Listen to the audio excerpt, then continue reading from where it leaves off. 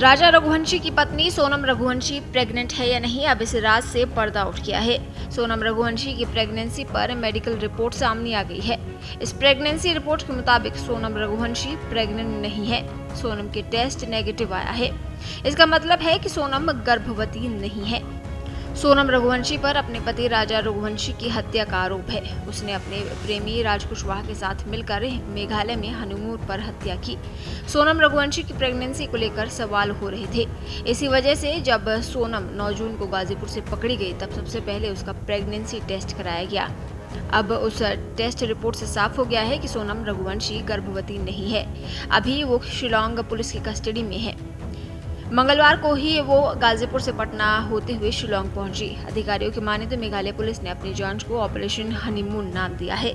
मंगलवार को इंदौर और गाजीपुर में आरोपियों के घरों और अन्य स्थानों से साक्ष्य एकत्रित किए गए हैं। सोनम हत्या की साजिश की मुख्य आरोपी है। सोनम की 3 दिन की हिरासत और अन्य आरोपियों की 6 दिन की हिरासत SIT को दी गई है।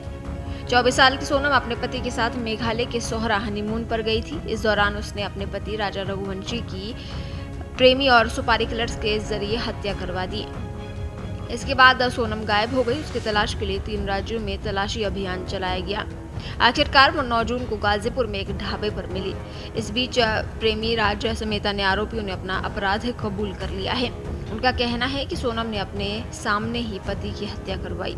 राजा रघुवंशी और उनकी पत्नी सोनम हनीमून के दौरान शिलांग के पास से 23 मई को लापता हो गए थे।